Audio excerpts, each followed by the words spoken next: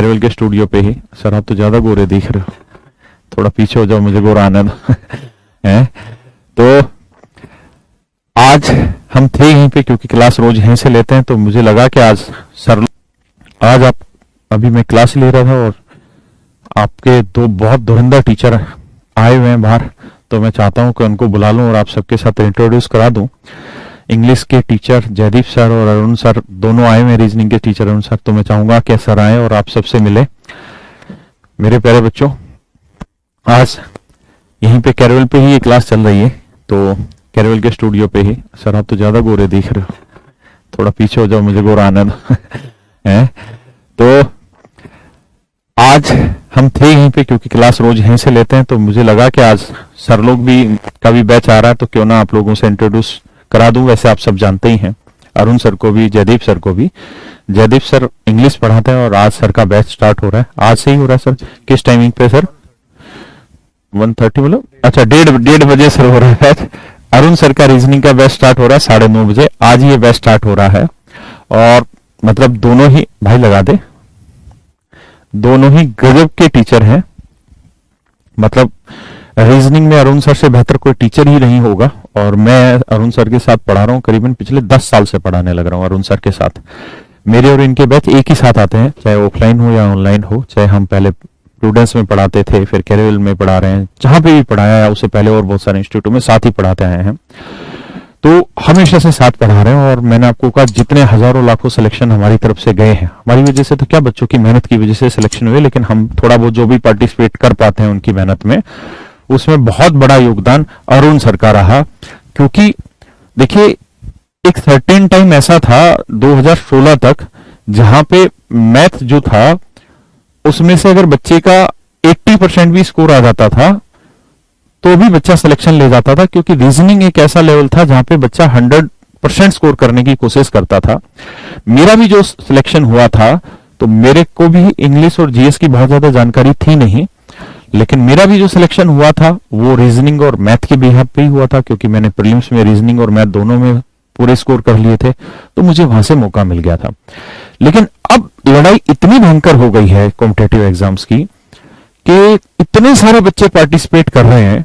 और सबसे बड़ी चीज ये है कि सच मायने में 2012 या 2011 से जब से एसएससी ने ये ऑब्जेक्टिव एग्जाम लेना स्टार्ट किया है, उससे पहले तक तो बहुत कम बच्चा ही जानता था एसएससी कोई चीज है। बहुत सारे बच्चे जान ही नहीं पाते थे कि इनकम टैक्स इंस्पेक्टर कहां से सेलेक्ट होके आते हैं। उसके बाद ये क्रांति आई कि हर बच्चा जान गया कि कहां से सिलेक्शन होता है इनका। तो आज के टाइम में रीजनिंग का रोल अपने आप में बहुत बड़ा है। मतलब इतना बड़ा रोल है कि आप 50 नंबर में से 50 ही लाने पड़ेंगे आपको, तभी सिलेक्शन है। और मैथ का भी रोल बहुत बड़ा हो गया, आपके 50 में से 50 आएंगे।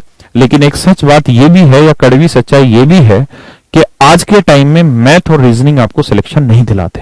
कारण क्या है कि इनमें चीजें 100% होती है। जैसे इंग्लिश की मैं बात करूं तो इंग्लिश में हम कोई एग्जांपल दे रहे हैं या कोई सेंटेंस दे रहे हैं या कोई क्वेश्चन आया, तो उस क्वेश्चन का एक सर्टेन आंसर हो ऐसा जरूरी बिल्कुल भी नहीं है। बहुत सारे टीचर कुछ और आंसर बताते हैं, पेपर में आंसर की कुछ और मिलती है। लेकिन मैथ हो या रीजनिंग हो, ये ऐसी चीज है जिसका एक सर्टेन आंसर होता है।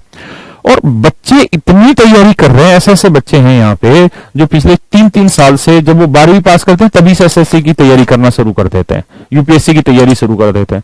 इतने एक्सपर्ट हो चुके होते हैं कि वो 50 में से 50 ही नंबर लेके आते हैं। वो नहीं बगसते, ना मैथ को बगसते ना रीजनिंग को बगसते।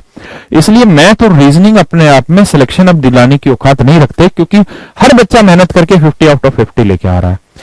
तो यहां पे एक एक नंबर की लड़ाई है और बड़ी जरूरी लड़ाई है, इसलिए इसको छोड़ा नहीं जा सकता मैथ और रीजनिंग को।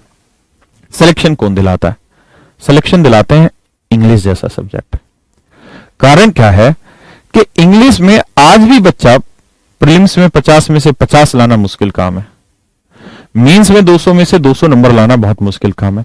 मैथ में मेंस में 200 में से 200 नंबर लाए जा सकते हैं, बड़े आराम से आ जाएंगे। आप कांस्टेंट एफर्ट करते रहिए। 200 का मतलब 198 में आ गए, 193 में आ गए, मतलब 2-4 ढाई नंबर कट गए, उसकी बात अलग होती है, क्योंकि आप 100 क्वेश्चन कर रहे हैं, एक आध क्वेश्चन मिस्टेक से भी, गलती भी हो सकती है आपसे।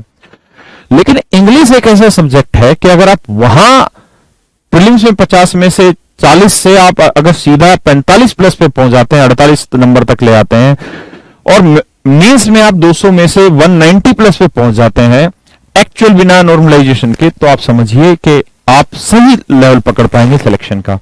क्योंकि आजकल लड़ाई बहुत बड़ी हो गई है सिलेक्शन को लेके। तो मेरे प्यारे बच्चों, मैथ और रीजनिंग अपने आप में इंपॉर्टेंस रखते ही रखते हैं, लेकिन इंग्लिश आज के समय में कहीं ऊपर चला गया उसने। तो जयदीप सर खुद सिलेक्टेड है, इतने सुंदर टीचर हैं, इतने बेहतरीन टीचर हैं, इतने हजारों सिलेक्शन इन्होंने दिए हैं, मतलब कमाल के गजब के टीचर है इंग्लिश में। तो इनका बैच आ रहा है, आप डेमो लें सर का भी और रीजनिंग का भी डेमो लें, उसके बाद आप डिसाइड करें आपको कोचिंग लेनी चाहिए नहीं लेनी चाहिए।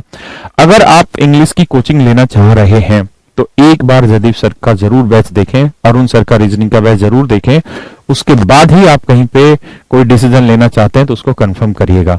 ये दोनों अपने लाइन के सबसे बेहतरीन खिलाड़ी हैं, क्योंकि इतना लंबा इन लोगों का एक्सपीरियंस है और इतने सिलेक्शन दे रखे हैं मत पूछो बात, और बिल्कुल पॉइंट टू पॉइंट पढ़ाते हैं।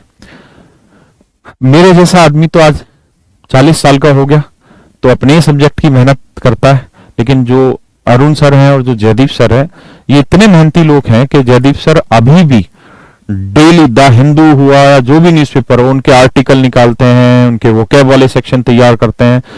तो मैथ में इतनी मेहनत नहीं है पढ़ाने के लिए जितनी आज के टाइम में इंग्लिश में, क्योंकि मैंने थोड़ी देर पहले आज शुरुआत में ही बताया था कि मेंसुरेशन का एक दायरा है, उससे बाहर नहीं जा सकता। उससे बाहर जाएगा तो उस टाइम लिमिट में वो क्वेश्चन नहीं क्रैक कर पाएगा, यानी उस टाइम लिमिट में जो क्वेश्चन करेक्ट कराना है तो उस दायरे में सवाल देना है, तो मतलब थोड़ी बहुत मेहनत होती है, इतनी मेहनत नहीं करनी पड़ती। लेकिन इंग्लिश जैसे सब्जेक्ट में तो ये समझिए कि जड़ें हैं और इतनी गहराई में फैली हुई है ना कि कहां तक जारी पता नहीं चलेगा। इसलिए इंग्लिश में 100% करना है तो टीचर को डेली 7 से 8 घंटा पढ़ना पड़ता है, तब जाके वो आपको एक्यूरेट कर पाता है। और जयदीप भाई मतलब बहुत छोटी उम्र के ही हैं अभी, लेकिन ये इतनी मेहनत करते हैं कि डेली लगे रहते हैं, डेली। द हिंदू को जिसे कहते हैं ना हम देसी भाषा में चाट लेना, द हिंदू को चाट देते हैं दिमाग से, या जितने भी न्यूज़पेपर हो या जितनी भी फॉरेन राइटर्स की बुक हो या इंडियन राइटर्स की बुक हो, जितनी भी एग्जाम हो, हर चीज पे डेली मेहनत करते हैं और डेली नए अपडेशन लेके आते हैं अपनी क्लास में। कोई भी एक ऐसी चीज नहीं होती कि जो एग्जाम्पल इन्होंने 2 साल पहले उठाया था या 1 साल पहले उठाया था वो आज भी वही उठा रहे नहीं, हर बार चीजें बदलते हैं, अपडेट करते रहते हैं। तो इतने मेहनती टीचर है। और अभी यूट्यूब पे, अच्छा यूट्यूब पे 9:30 बज गए क्या, 9:15 का, अच्छा तो आज के लिए इतना रखते हैं। आप अपने बैच का एक बार जब भी कहीं डिसाइड करना हो तो आप जरूर एक बार डेमो लीजिएगा, फिर आगे मिलते हैं। Thank you very much, have a nice day, नमस्कार आप सबको। देखना पड़ेगा, लेकिन ये कॉम्पिटिटिव एग्जाम्स है, अगर हर चीज कर करके देखेंगे पेपर में फिर तो टाइम ही नहीं मिलेगा, हमारे पास टाइम ही नहीं बचेगा ये काम करने के लिए। अगर हम मेरे प्यारे बच्चों हर चीज कर करके देखेंगे फिर समय नहीं बचेगा।